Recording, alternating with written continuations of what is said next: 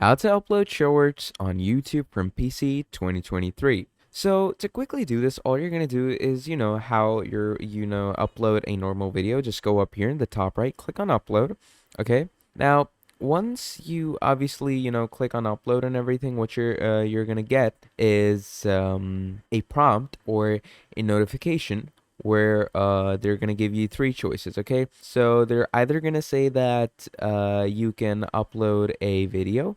Okay, then it's going to say you can either upload a short or create a post. So obviously, it's pretty simple to go around it. You're going to click on upload short. And once you click on upload short, what's going to happen is that it's obviously going to ask you to drag or drop a file, as you can see, as so. So you're just going to drop or select a file that you want to do, or, just click on create up here and over here.